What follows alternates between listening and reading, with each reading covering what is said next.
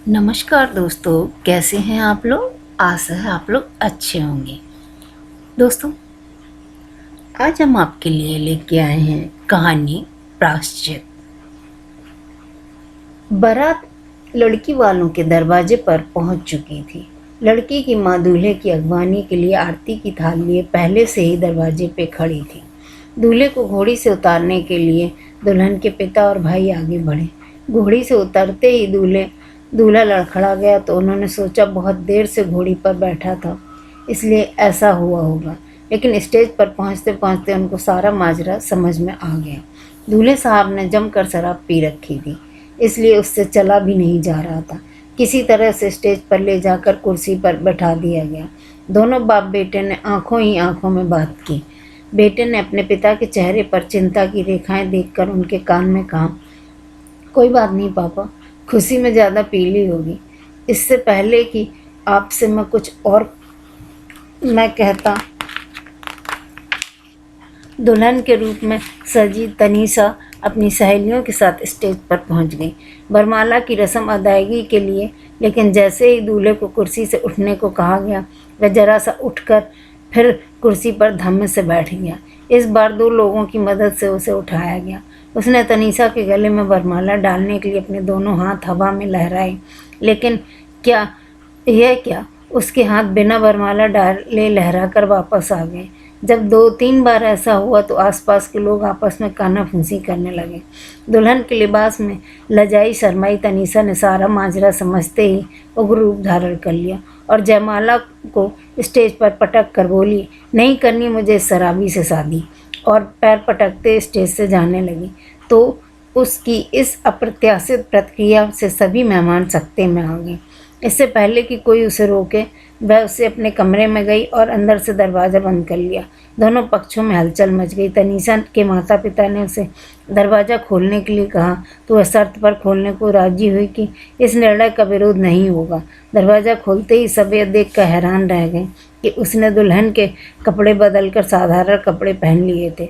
उसकी माँ को यह देखते ही चीख पड़ी, तेरा दिमाग खराब हो गया है, कोई बारात दरवाजे से वापस करता है? कितने इंतज़ार के बाद तो वह दिन आया है और तू सब बर्बाद करने पर तुली हुई है।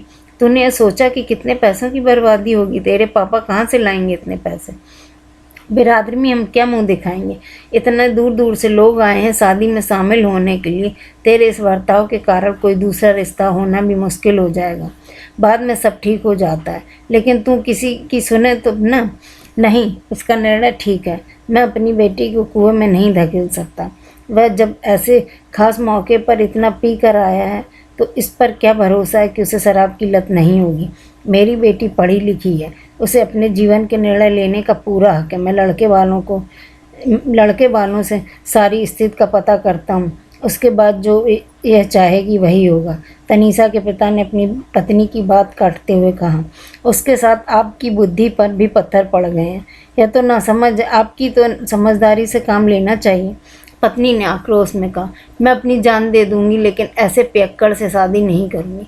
अपनी सहेलियों के सामने मेरा सिर शर्म से झुक गया। मेरा कितना मजाक बनाएंगे, आपकी नहीं पता कितनी बार मैंने उसके सामने नशे में धुत व्यक्ति की एक्टिंग करके उन्हें हंसाया है। उनके विरोध में बोला, आज मेरा पति है, मैं कल्पना भी नहीं कर सकती। तनीषा ने रोते रोते निर्णय सुनाया। यह सुनकर उसकी माँ ने उसके पापा की ओर देखते हुए कहा, और चढ़ाओ बेटी को सिर पर।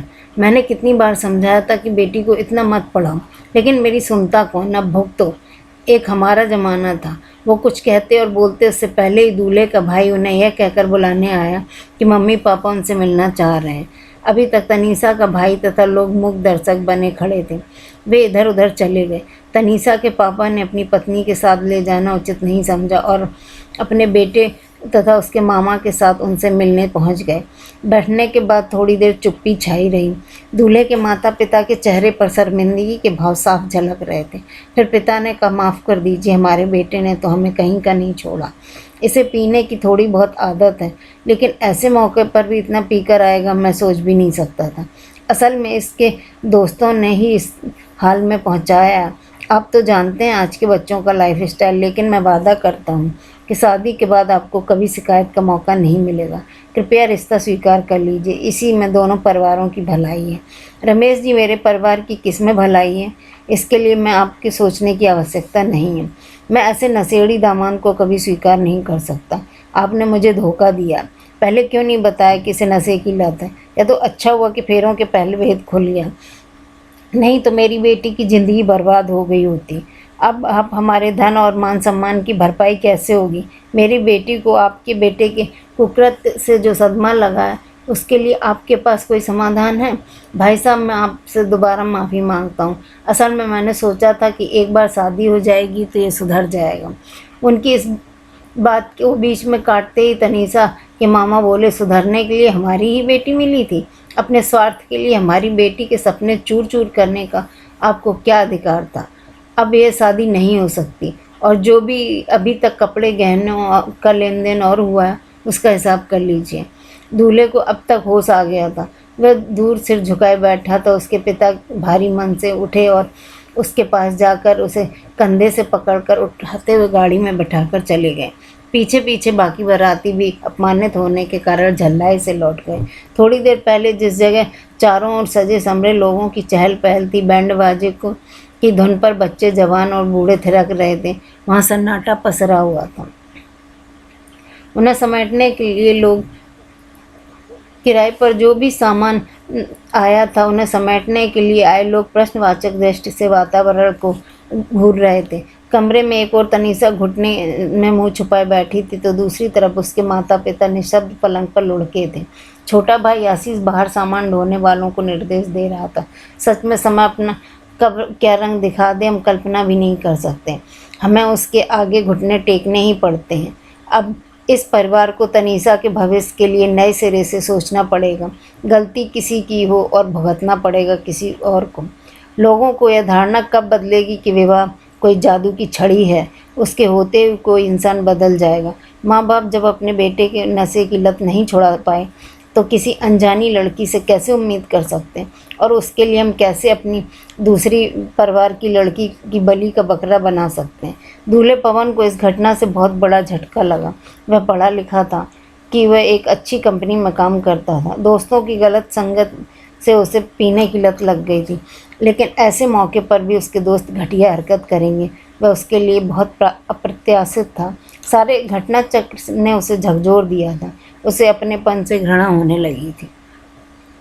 उसके मन मस्तिष्क के आंदोलन चलने लगा कि उसे क्या हक था कि अपने कुकृत्य से माता पिता और किसी दूसरे परिवार को तबाह करने का। उसे आत्मग्लानि हुई और वह पश्चाताप की आग में जलने लगा। दोस्तों, आप लोगों को यह कहानी कैसी लगी? अगर आप लोग इस कहानी से थोड़ा बहुत भी इम्प्रेस हुए हैं तो प्लीज़ लाइक कीजिए, सब्सक्राइब कीजिए और सपोर्ट कीजिए। इस कहानी का दूसरा भाग हम बहुत जल्दी लेके आएंगे। धन्यवाद।